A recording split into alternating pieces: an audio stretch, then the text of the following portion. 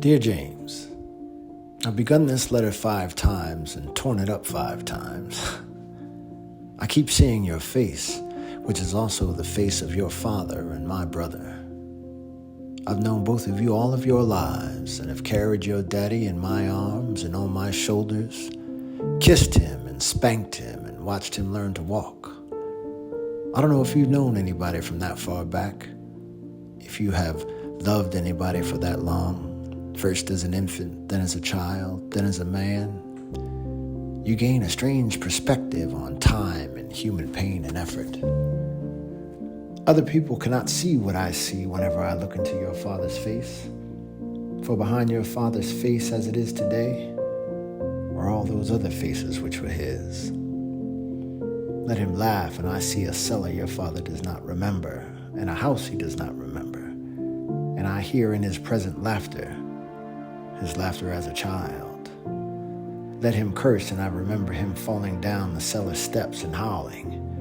And I remember with pain his tears, which my hand and your grandmother's hand so easily wiped away. But no one's hand can wipe away those tears he sheds invisibly today. Ones he hears in his laughter and in his speech and in his songs. I know what the world has done to my brother and how narrowly he has survived it. And I know, which is much worse, and this is the crime of which I accuse my country and my countrymen, and for which neither I nor time nor history will ever forgive them, that they have destroyed and are destroying hundreds of thousands of lives, and do not know it, and do not want to know it.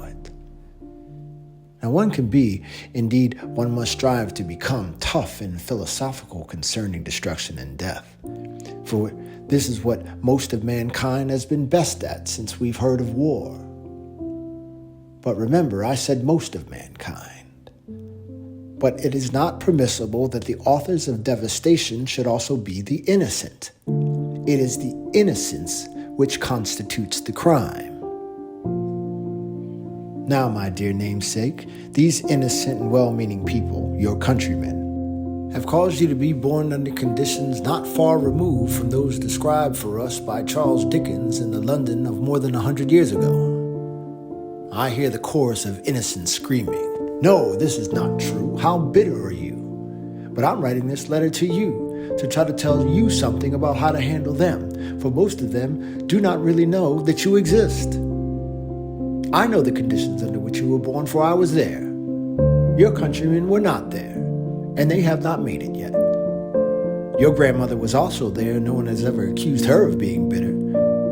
I suggest that the innocent check with her. She isn't hard to find.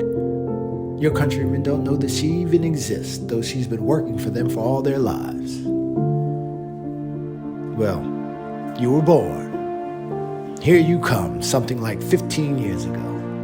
And though your father and mother and grandmother, looking about the streets through which they were carrying you, staring at the walls into which they brought you, had every reason to be heavy-hearted, well, they were not.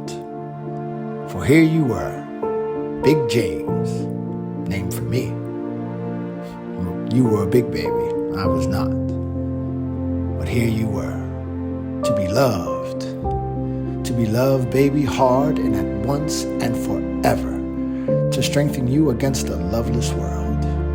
Remember that. I know how black it looks for you today.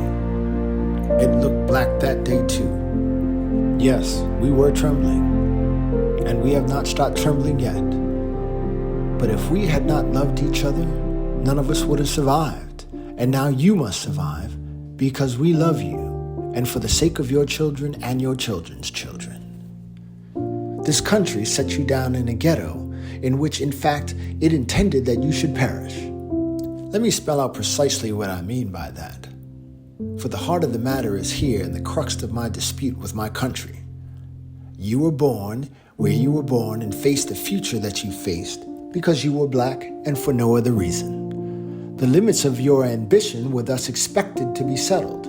You were born into a society which spelled out with brutal clarity and in as many ways possible that you were a worthless human being. You were not expected to aspire to excellence. You were expected to make peace with mediocrity. Wherever you have turned, dear James, in your short time on this earth, you have been told where you can go and what you can do and how you can do it and where you could live and whom you could marry. I know your countrymen do not agree with me, and I hear them saying you exaggerate. But they don't know Harlem, and I do. And so do you. So take no one's word for anything, including mine, but trust your experience. Know whence you came. If you know whence you came, there really is no limit to where you can go.